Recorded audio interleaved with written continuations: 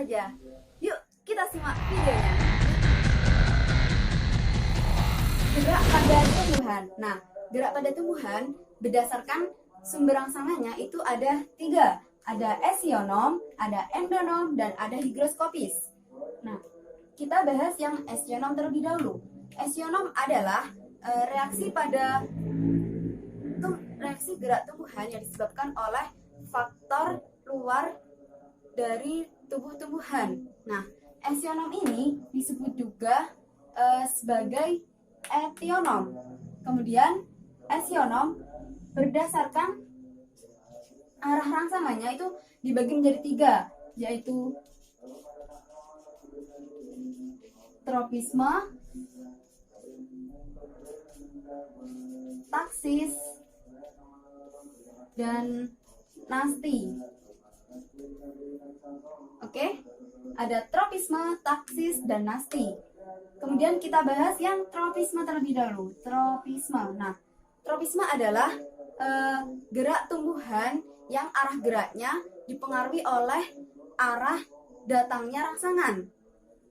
Tropisme ini berasal dari bahasa Yunani, yaitu trop yang berarti membelok. Nah, apabila tumbuhan bergerak mendekati rangsangan, maka disebut sebagai tropisme positif. Sedangkan apabila tumbuhan bergerak menjauh dari rangsangan, maka disebut sebagai tropisme negatif. Contohnya adalah gerak akar menuju air, kemudian ada gerak batang menuju ke arah cahaya. Selanjutnya dari tropisme ini nanti dibagi lagi berdasarkan macam sumber rangsangannya. Itu ada 7.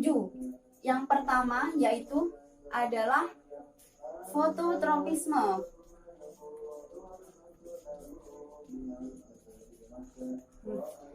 Fototropisme adalah gerak tropisme yang dipengaruhi oleh rangsangan berupa cahaya matahari.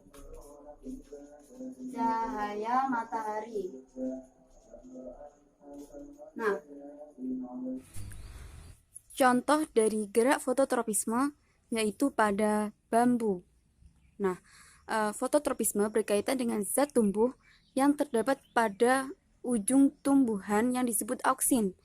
Nah, kita bisa lihat, pada sisi batang yang terkena cahaya, zat tumbuh akan lebih sedikit daripada sisi batang yang tidak terkena cahaya. Akibatnya, sisi batang yang terkena cahaya, pertumbuhannya lebih lambat daripada sisi batang yang tidak terkena cahaya, sehingga batang membelok ke arah cahaya. Nah, bisa kita lihat itu pada batang bambu, dia membelok ke arah. Selanjutnya yang kedua yaitu geotropisme. Nah, geotropisme adalah gerak tropisme yang dipengaruhi oleh rangsangan karena adanya gaya gravitasi bumi. Nah, geotropisme ini biasanya disebut juga sebagai gravitropisme. Nah, ini juga ada yang positif dan negatif. Apabila positif, geotropisme positif yaitu apabila gerak tumbuhan menuju ke arah bumi atau ke bawah. Sedangkan geotropisme negatif apabila gerak tumbuhan menjauh dari bumi atau menjulang ke atas. Jadi ini gravitasi bumi ya. Nah, contoh dari geotropisme positif yaitu pada pertumbuhan akar. Soalnya kan akar, bisa lihat kita akar itu kan ke bawah tumbuhnya, ke bumi. Kemudian geotropisme negatif contohnya pada pertumbuhan batang, karena pertumbuhan batang itu menjauh dari bumi atau menjulang ke atas. Tumbuhan dapat membedakan arah atas dan bawah dengan pengendapan statolit. Statolit adalah plastida khusus yang mengandung butiran pati padat dan terletak pada posisi rendah. Ketiga adalah hidrotropisme.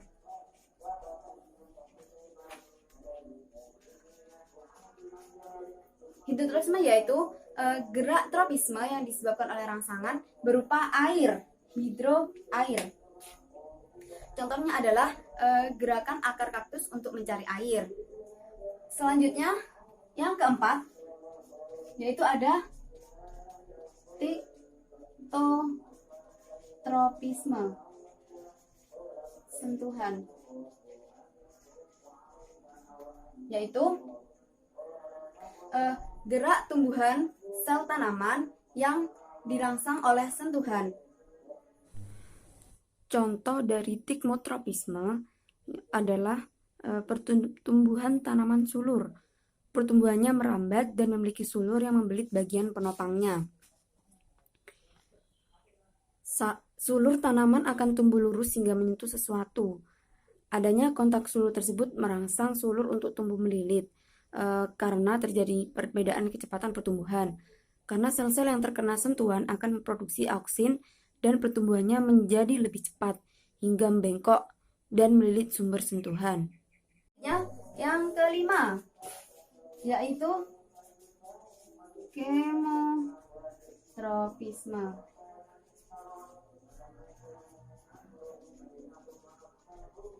Nah, kemotropisme adalah gerak tropisme yang dirangsang oleh zat kimia.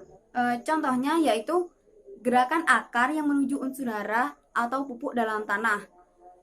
Bisa kita lihat di dalam gambar tersebut, tumbuhan akan tumbuh lebih condong ke zat kimia atau ke pupuk. Ya, itu yang dinamakan dengan kemotropisme, rangsangan berupa zat kimia. Selanjutnya ada termotropisme.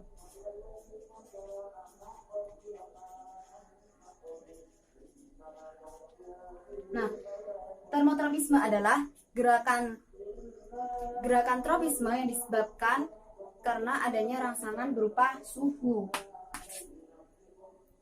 Contoh dari gerakan termotropisme yaitu pertumbuhan daun tanaman rhododendron yang dapat menjadi keriting dan menunduk ke bawah apabila suhu lingkungan mencapai minus 1 derajat Celcius. Dan yang terakhir adalah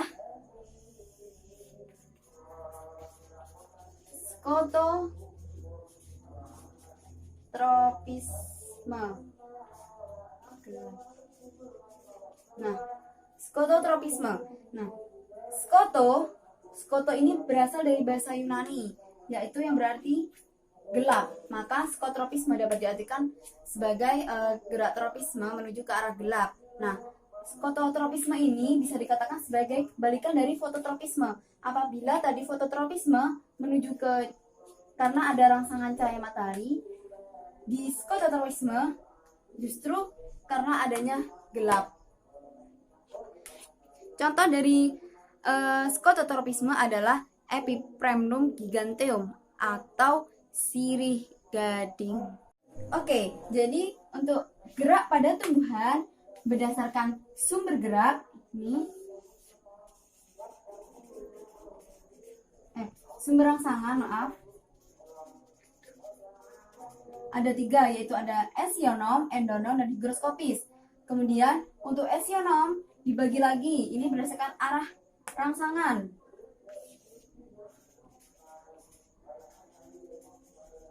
Arah rangsangan ada 3 juga, ada tropisme, taksis, dan nasti.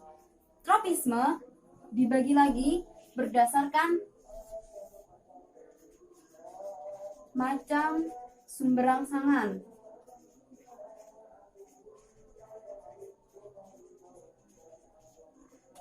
Ada 7, ada fototropisme yang dipengaruhi oleh cahaya matahari, geotropisme oleh gravitasi bumi, hidrotropisme oleh air, tiktotropisme oleh sentuhan, kemotropisme oleh zat kimia, termotropisme suhu, dan skototropisme karena adanya gelap.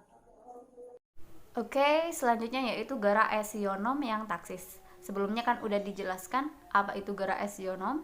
Nah, sekarang gerak taksis. Gerak taksis yaitu gerak pindah tempat seluruh bagian tumbuhan yang disebabkan oleh adanya rangsangan dan arahnya juga dipengaruhi oleh rangsangan. Gerak taksis dibagi menjadi 2, fototaksis dan kemotaksis. Fototaksis yaitu gerak taksis yang disebabkan oleh rangsangan yang berupa cahaya. Contohnya, kloroplas yang bergerak menuju ke arah datangnya cahaya. Jadi mari kita simak dulu ya. Ini contohnya. Nah, ini yang pertama gambar kloroplas yang belum disinari oleh cahaya. Nah, sebelahnya yaitu kloroplas yang setelah disinari cahaya. Jadi setelah disinari cahaya, si kloroplas ini bergerak menuju ke arah datangnya cahaya tersebut. Nah, sudah paham? Nah, sekarang ke kemotaksis. Kemotaksis yaitu gerak taksis yang disebabkan oleh adanya rangsangan yang berupa zat kimia. Contohnya, gerakan spermatozoa menuju ke sel telur pada tumbuhan lumut. Nah, sebelumnya sel telur akan mengeluarkan zat kimianya untuk merangsang, menarik spermatozoa untuk mendekatinya. Nah, jadi gitu. Selanjutnya adalah gerak nasti. Gerak nasti adalah gerakan pada sebagian tubuh tumbuhan yang dipengaruhi oleh rangsangan dari luar, tetapi arah geraknya tidak dipengaruhi oleh arah datangnya rangsangan. Gerak nasti dibedakan menjadi 6. Yang pertama, seismonasti atau tekmonasti. Seismonasti adalah gerak pada tumbuhan yang disebabkan oleh berubahnya tekanan tunggor akibat adanya sentuhan atau getaran. Contohnya, gerak menutup pada daun putri malu.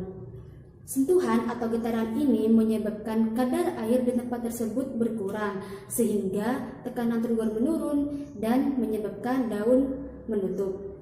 Beberapa saat kemudian, daun ini akan kembali ke posisi semula setelah konsentrasi air di dalam sel kembali normal. Yang kedua adalah niktinasti. Niktinasti adalah gerak pada tumbuhan yang disebabkan oleh adanya perubahan siang dan malam. Gerakan ini biasanya dijumpai pada tumbuhan polong-polongan. Yang ketiga adalah haptonasti.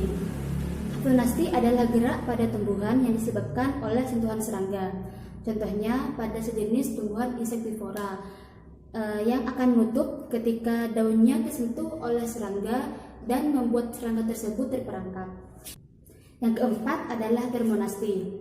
Termonasti adalah gerak pada tumbuhan yang disebabkan oleh rangsangan suhu.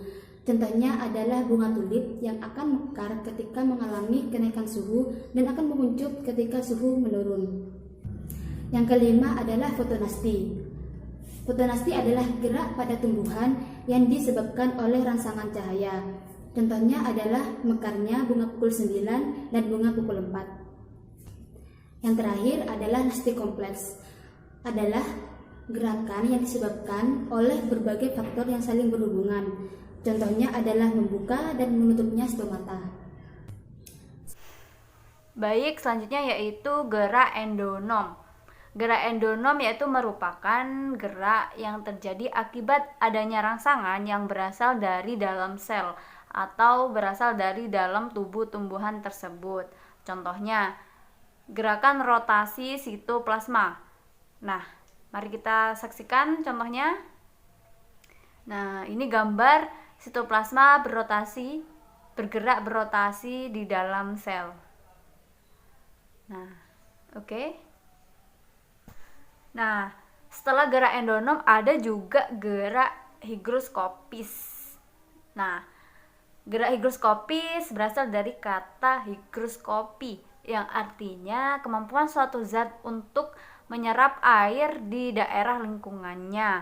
Nah, pengertian dari gerak higroskopis yaitu gerakan yang terjadi karena pengaruh oleh kadar air di dalam sel sehingga nantinya akan mengalami pengerutan yang tidak merata. Contohnya, membukanya buah kolong. Nah, seperti contoh berikut. Nah, ini contohnya terbukanya buah kolong. Sekian penjelasan mengenai gerak pada tumbuhan. Semoga bermanfaat. Sekian video dari kami. Kami berharap video ini akan bermanfaat bagi kalian semua.